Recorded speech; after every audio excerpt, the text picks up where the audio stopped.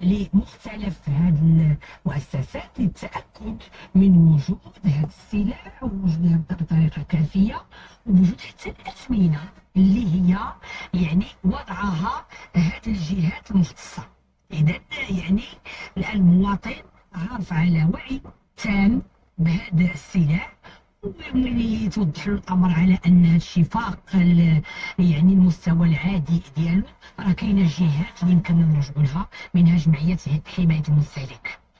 الشق الثاني الاخت فاطمه الزهراء اللي هو الناس تيتزاحموا، وهذا تيؤدي في بعض الحالات الى وقوع حوادث سير واكتظاظ، بالاخص واحد الساعه قبل الافطار. الناس كتولي غادا بواحد يعني السرعه اللي هي في بعض الاحيان وسط المدينه وكتكون غير مقبوله.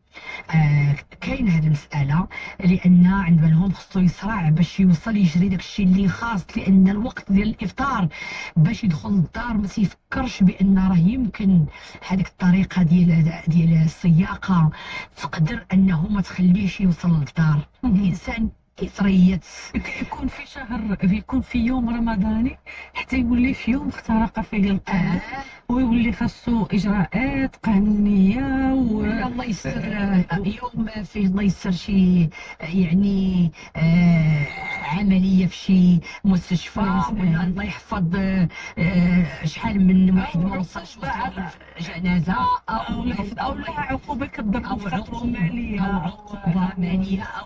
مع انه شنو هضرنا في اول حلقه، قلنا شهر يتحلى فيه الانسان بالصبر.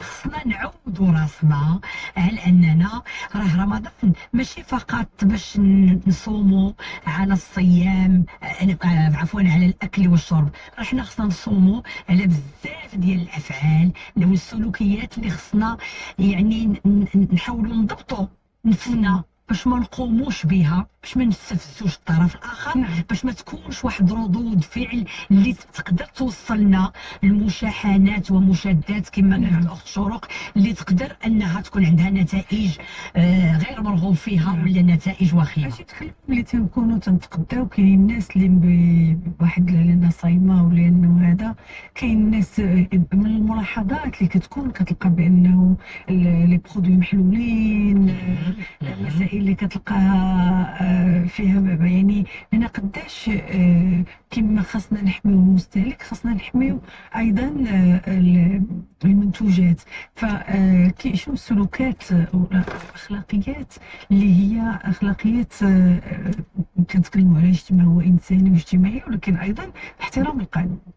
بطبيعه الحال هذه المساله هذه اللي كنلاحظوها كثير في هذا الشهر، كتدخلي لك لي غيون ديال المواد وكتلقاي 3 ولا 4 ديال العلب مفتوحه، ووحده هذا ولا كيحلها ويشوف وما تعجبوش ويحطها وياخذ هو. لا لا، هذا ماشي هو الصيام. الصيام ما خصهاش تكون فيه هذه الانانيه، هذه مش هذا، ولكن هذه كتبقى سلوكيات واخلاقيات، كل شخص كيعبر على يعني سلوكه والاخلاق ديالو، ولكن حنا نحاولوا، حنا مجتمع واحد، نحاولوا اننا نعودوا راسنا على ان داك السلعه ما خديتيهاش انت غناخذها انا، غياخذها الاخر، ربما ما تاخذهاش انت وتدوز موراك الاخت ديالك او الوالده ديالك او فرد من العائله ديالك، ماشي ولا بد يكون انسان ما عندكش به صله قرابه او علاقه وياخذ داك المنتوج. كيما ما تبغيش الضرر النفس ديالك ما خصكش تبغي الضرر، وهذا هو الشيم ديالنا حنا كمسلمين وشيم الصيام، اننا خصنا اللي كنحبوا لنفسنا نحبوا للاخر، نحاولوا نضبطوا اخلاقياتنا وسلوكنا خلال هذا الشهر. هذا شهر الغفران،